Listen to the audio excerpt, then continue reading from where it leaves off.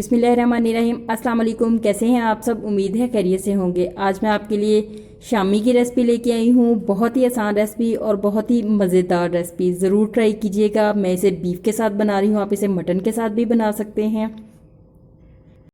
बहुत ही आसानी के साथ बहुत मज़े के बनते हैं। रेसिपी के साथ साथ मैं इसे फ्रीज़ करने का तरीका भी बताऊँगी। जब चाहे फिर आप फ्रीज़र में से निकाल के इसे फ्राई करें और इन्जॉय करें। रेसिपी में जो चीज़ें इस्तेमाल होगी सबसे पहले वो नोट कर लें। बीफ लिया है मैंने 2 kg।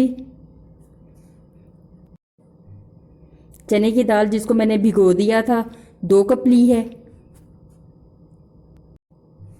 प्याज लिए हैं मैंने 2 मीडियम साइज़ के, जिनको मैंने मोटा मोटा सा काट लिया है। सब्ज़ मिर्चें साबित ली हैं मैंने 10 से 12।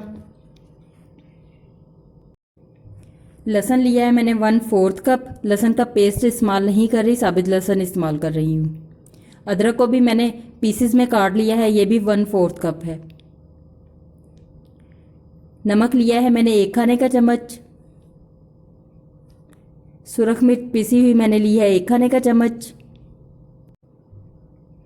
कुटी हुई सुरख मिर्च ली है 1 खाने का चम्मच। काली मिर्च पिसी हुई ली है 1 चाय का चम्मच। हल्दी ली है मैंने 1 चाय का चम्मच। भुना हुआ पिसा हुआ धनिया लिया है मैंने 1 खाने का चम्मच। भुना हुआ पिसा हुआ ज़ीरा लिया है मैंने 1 खाने का चम्मच। गरम मसाला लिया है मैंने 1 चाय का चम्मच। सबसे पहले गोश्त को कुकर में डाल दें, इसके अंदर दाल भी डाल दें, प्याज डाल दें, सब्ज़ मिर्चें डाल दें, कटा हुआ अदरक भी डाल दें,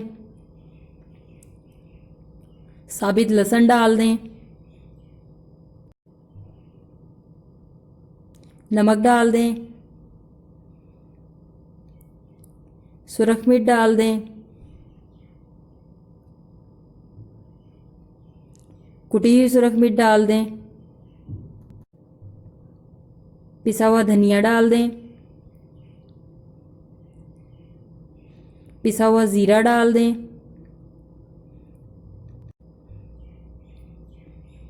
पिसी हुई काली मिर्च डाल दें, पिसा हुआ गरम मसाला डाल दें, हल्दी डाल दें। पानी इसके अंदर तकरीबन मैंने 1 लीटर डाला है। पानी आपने इतना डालना है कि ये गोश्त और दाल इसके अंदर डूब जाए। इतने में गोश्त भी गल जाएगा और पानी भी खुश्क हो जाएगा। इन सब चीज़ों को अच्छी तरह से मिक्स कर लें। कुकर को बंद करके पकने के लिए रख दें। जब कुकर की विसल बजना स्टार्ट हो जाए तो इसको हमने तकरीबन 50 मिनट के लिए पकाना है, ताकि गोश्त बहुत अच्छी तरह से गल जाए। 50 मिनट बाद मैंने कुकर खोला है तो ये गोश्त बहुत ज़्यादा अच्छी तरह से गल चुका है,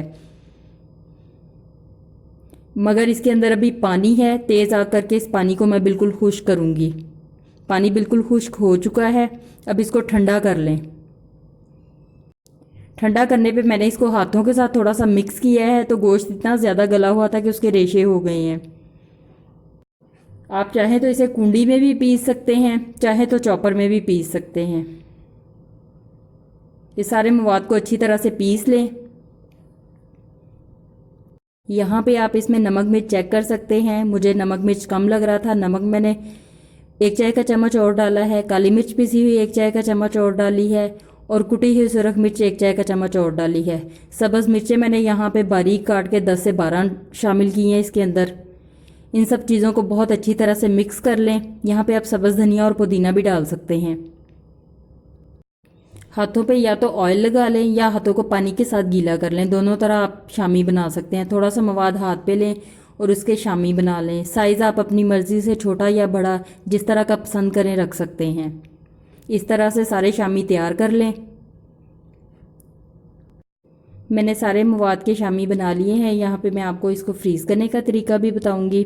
सबसे पहले आपको इस सीधी बिल्कुल डिश ले लें और उसके अंदर शामी सेट कर दें।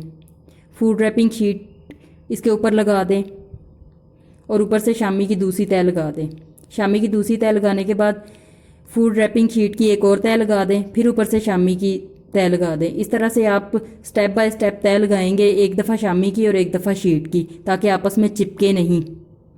इनको अच्छी तरह से फ्रीज़ होने दें। उसके बाद आप निकाल के एयर टाइट बैग में भी रख सकते हैं और किसी प्लास्टिक के डिब्बे में भी रख के फ्रीज़र में रख सकते हैं। फ्राई करने के लिए मैंने एक अंडे को फेंट लिया है। शामी पे अंडे की कोटिंग कर लें, तवे पे ऑयल गरम कर लें